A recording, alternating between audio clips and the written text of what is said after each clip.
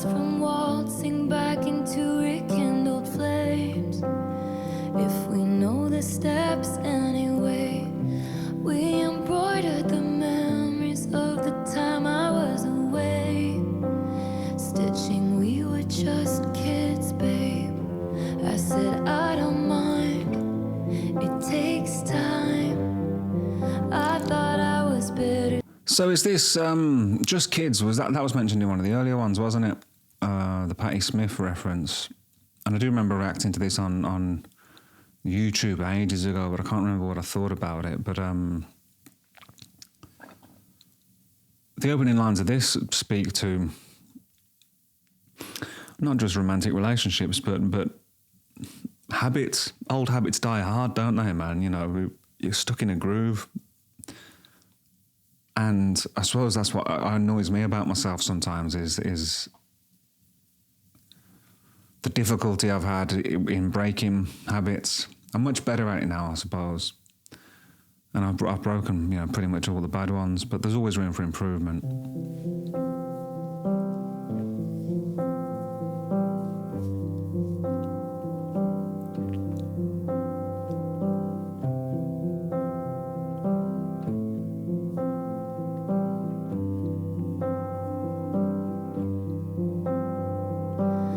Who's gonna stop us from waltzing back into rekindled flames?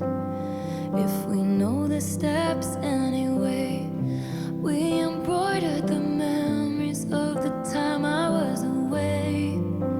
Stitching, we were just kids, babe. I said I don't mind, it takes time. I thought I was better safe than starry-eyed. I felt a glow like... That's a great line as well. I thought that I was better safe than starry-eyed. I think I've always sacrificed safety in any form for being starry-eyed, for being a dreamer, for wanting big things. And it didn't play out, well for me, So now I suppose, am I trying to play it safe? I'm trying to be in the middle, I suppose. Although I have learned, far too late, man. Too late. Later than I should have. I've learned far too late. I've learned later than I should have that a certain level of safety is essential, a certain level of financial security is essential to being able to do the things you love or pursue the things you love, isn't it? And I think I played fast and loose with that for all of my life, all through my 20s certainly. But there's a toll, I suppose, mentally that takes on you, when you're worrying about paying your rent, putting food on the table and all that. It's draining, isn't it? So everything I do now, I think, is I mean, of course, I want to, make more money to allow me to pursue the things that I love more and stuff, But everything I do, everything I'm trying to do every day is about engineering myself, internally, and engineering my life externally to just be more efficient, I guess.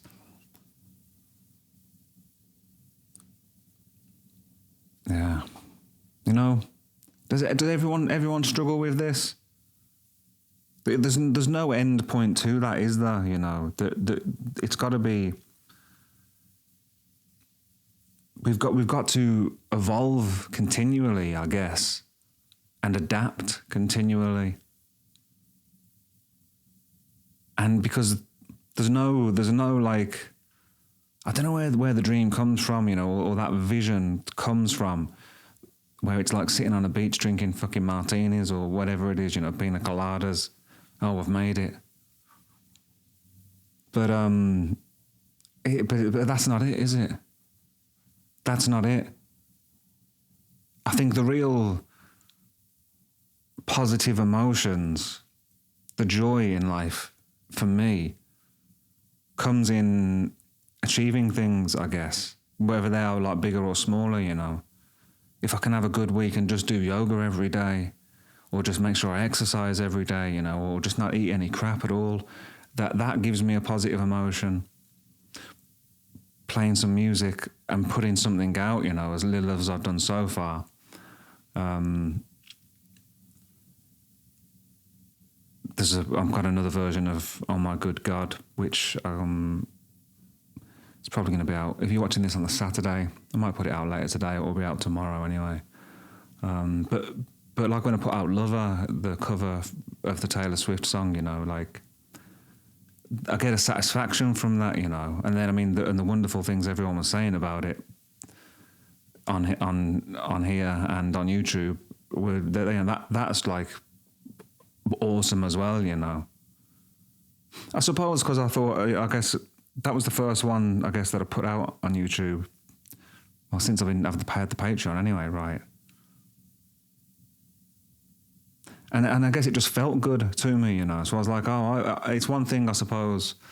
Do I start to doubt myself? Getting too much in my head again. This is what I guess I was talking about earlier. I should just be in the feelings, you know, not trying to... And that's maybe my problem now, is that I'm trying to analyse everything, you know. But it felt good, you know, and I thought that it felt good. Felt different to some of the others I've been doing. And the Oh My Good God, I think, is that I'm putting out later or tomorrow, is... It just feels good. Something about it feels good. But just making progress, putting that out, you know, it would give me the positive emotion. Same as when I played in bands, you know, putting new bands together, getting everyone to turn up for the first rehearsal, playing, even if it's rubbish, you know, achievement, yes, great. Playing the first gig, yeah, great, you know, just, it's... Positive emotion comes from making incremental steps to the things you want to achieve, doesn't it? So I suppose that's why we need something to aim at. Something of meaning and of value to us. Because if it's not meaningful and valuable to us, then what does it matter to achieve it, I suppose? Having said that,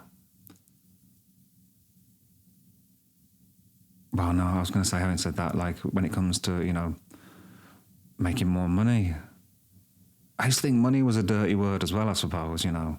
I don't want to talk about that, but you need to, don't you, you know. I don't know if I thought it was like the devil's work or what the hell I thought it was, which is kind of ironic because, you know, everyone else probably thinks rock and roll is the devil's work, you know, they used to, right? But there's positive emotion in being able to pay your rent as well, isn't there, you know? There's positive emotion. But I suppose that's because it's things that you value, isn't it? They're meaningful to you, so it still counts, right? But yeah, not having to... Yeah, not having to worry about, like, money for food, you know, which... Man, like, geez. I mean, just a couple of years ago, I was still in that space, you know, or I'd put myself back in that space through ignoring things, you know, through not doing in the moment what I should have been doing, you know, for sacrificing the moment for the future. And Jesus, yeah, man, like, there was a period of a few months, like, I was eating porridge and that was about it, man. Like, you know, proper fucking... But I'm not going to go back to there again. Anyway, digression. Let's start it again.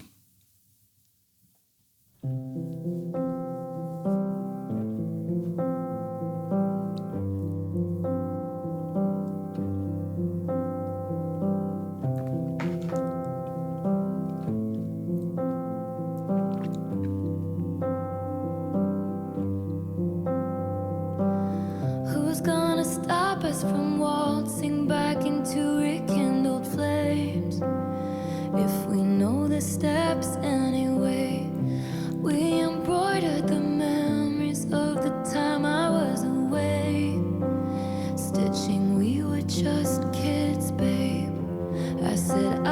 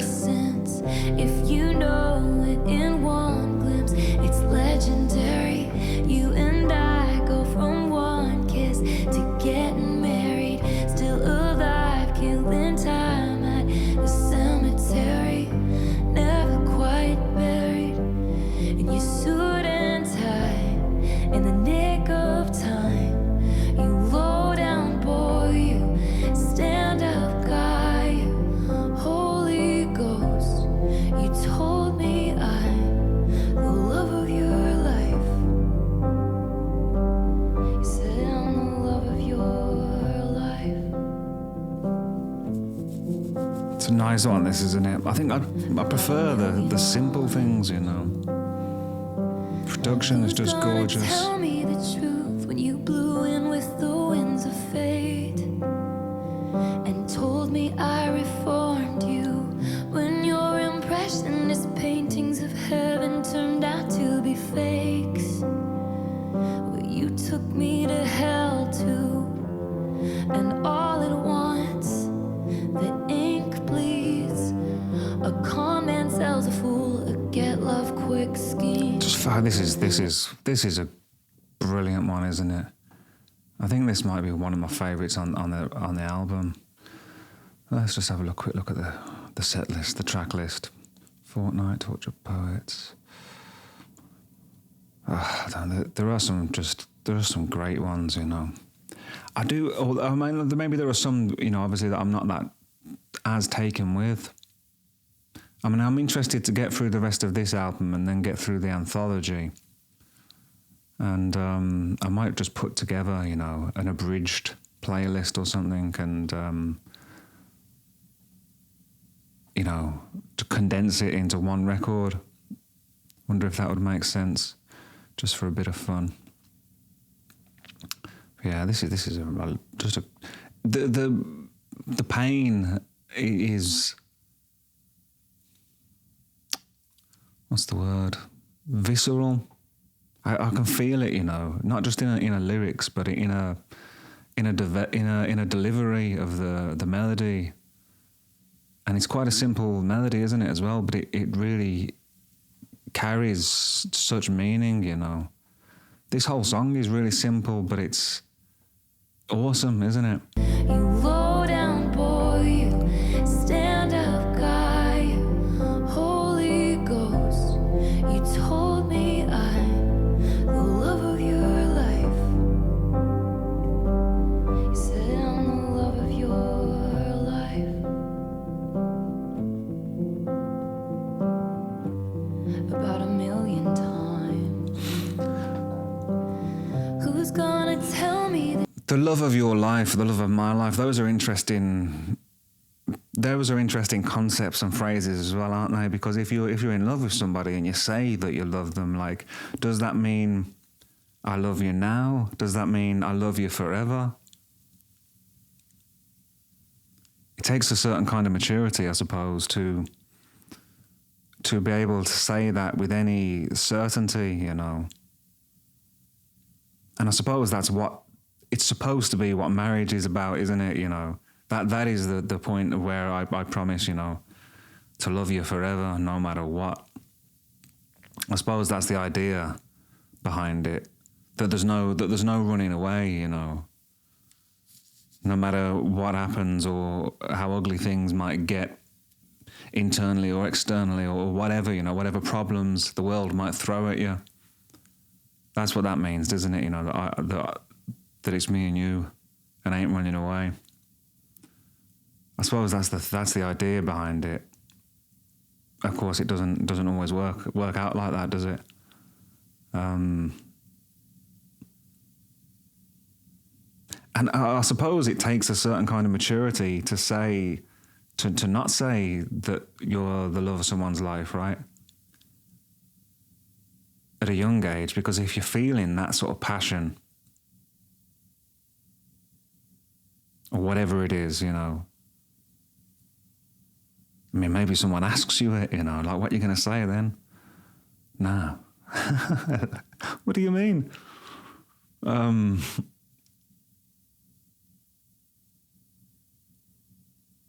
So again, yeah, love is a interesting concept, isn't it? And I know I said before, we haven't got enough words for it. And then I think someone pointed out, I think it was Jessica Rabbit said, listed, you know, compassion and all those other ones, which now I'm forgetting.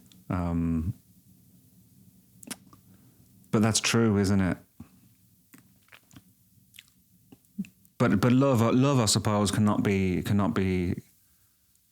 defined in a sentence, can it? You know, there's not a single definition.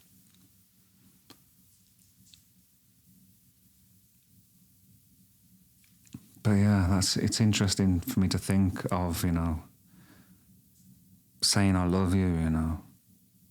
What does that mean? There's a Tame Impala, a song on the Slow Rush, I think it's called Is It True? And that's about a conversation he has with a girl, with a woman, with a romantic partner about that kind of thing. She said, how's the lyric go? Something like, she said, tell me now, is it true, is it true? I said, it's a promise I can't make and I won't validate. Was I in some kind of mood? No. I can't remember the lyrics. The sentiment of the song was that kind of thing, though.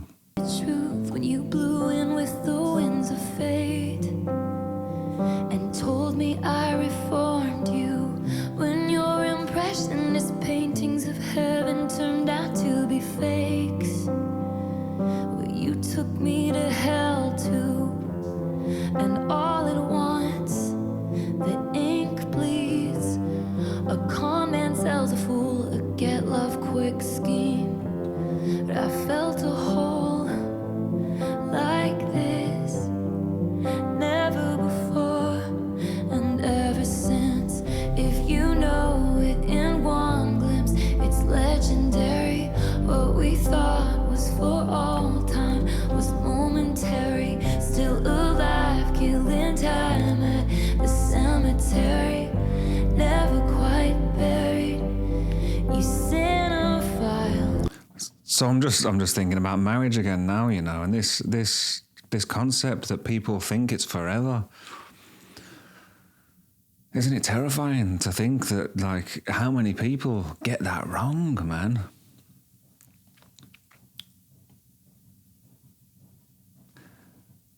And yeah, how many people get that wrong? It's difficult, I suppose, to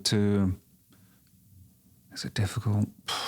Well, of course it's difficult. Relationships are difficult, aren't they? Because they're about compromise, I suppose. And especially, I suppose, if you've been a single person forever, that takes some getting used to, I suppose. Like, not just having to consider someone else. Like, that's habitual again, I suppose. You know, I think it's something I struggled with to begin with. Like, I was used to my whole life, you know, not having to let anyone know where I was, even when I was a kid, really, you know. So that took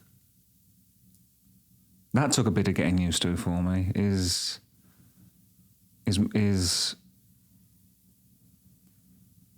yeah, there's just this other person, you know, you got to consider now.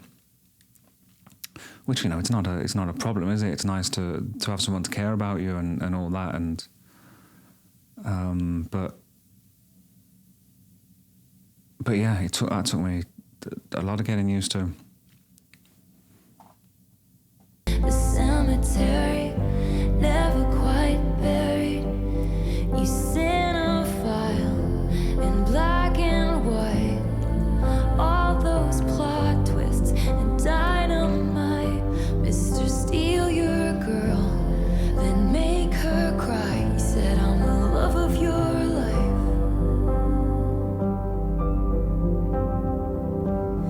You shit talked me under the table, talking rings and talking cradles. I wish I could unrecall how we almost had it all. Dancing phantoms on the terrace. Are they secondhand embarrassed that I can't get out of bed? Cause something counterfeit's dead.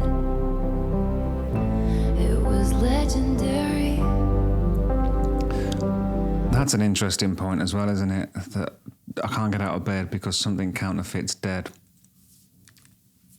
So that's like, is that because of the feeling of being fooled?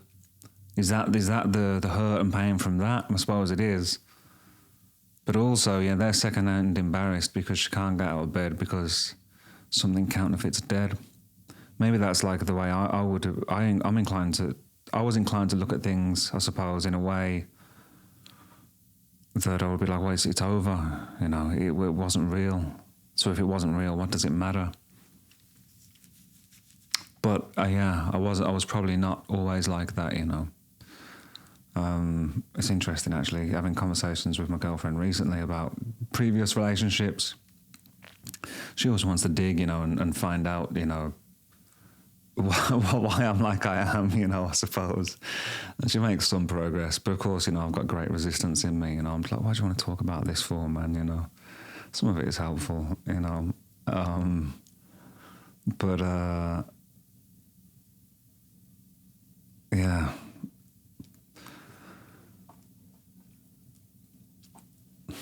Yeah, there usually is a reason somewhere, isn't it? You know, whether for all things, I think. But whether we need to dig all the way to find all those reasons, I'm still on the fence about that. You know, sometimes I think some things should be left alone. Or no, well, not necessarily. Do I think some things should be left alone? I don't know about that, but I mean, you've got to decide, I suppose, whether the time and effort to look for something in your past or in your unconscious is worth the sacrifice in the moment, in the future, right? Is it worth the sacrifice now? Is it worth the sacrifice now? Because yeah, it can be helpful, right? And I guess I've learned a lot of things I've learned about myself and about my past are helpful, have been helpful to moving forward. But it's about balance again, isn't it, you know? And priorities, I suppose. And as I said before, I suppose, about, well, the hierarchy of needs, you know, your food, your rent, all that. Is you know, therapy or analysing yourself or your past, is that a luxury for people that have their life a little bit more sorted out, do you think? Because they've got the time to do that, maybe the money to do that. Not that you really need the money, I suppose, for therapy or anything, do you? No, I don't know. If it's dead, it was legendary. It was momentary. It was unnecessary. Should've let it stay buried. Oh, what a valiant roar. What a bland goodbye. The coward claimed he was a lion. I'm combing through the braids of lies. I'll never leave, never mind. A field of dreams engulfed in fire. Your arsons match your somber eyes, and I'll still see it until I die. You're the loss of my life. Yeah, the one that got away, eh? So this album, the moroseness of this album, I suppose, maybe it triggers, maybe that's what was, I don't know what was going on last week when I just wasn't with it. I feel a bit more on form this week, a bit more articulate, you know. And as much as I do love, you know, some of the songs on this album, man, I mean, some of them are just heavy, aren't they? Lyrically, melodically, sonically. And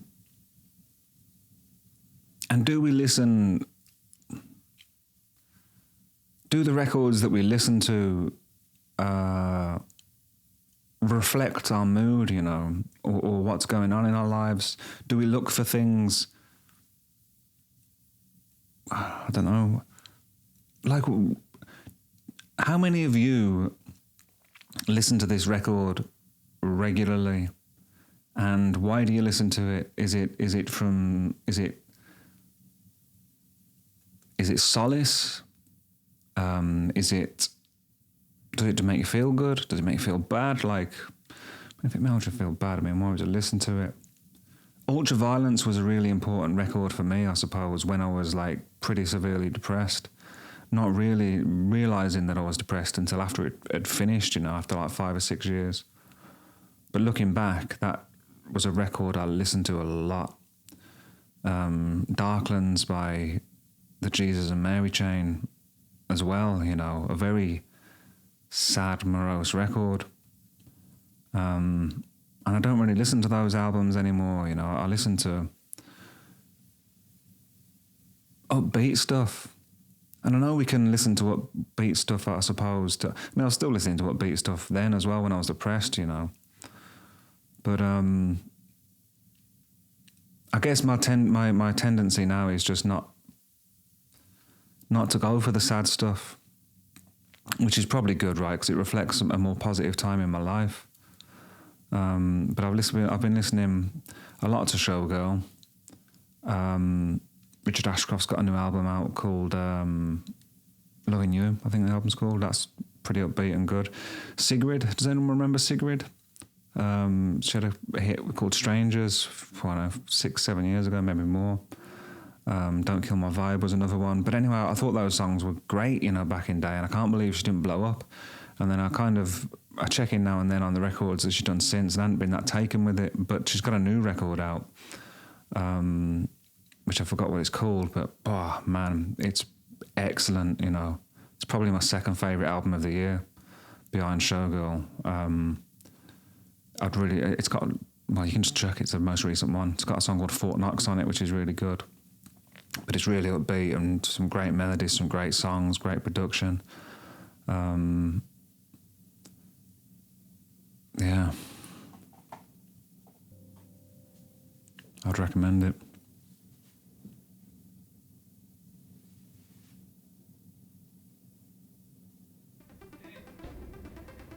Oh yeah, I remember this one. This is like maybe the second song I reacted to of Taylor, I think, wasn't it? Thanks for watching. If you would like access to the full thing and loads of other extended content, Taylor Swift, One Direction, Miley Cyrus, videos of me playing my songs and others, link in description.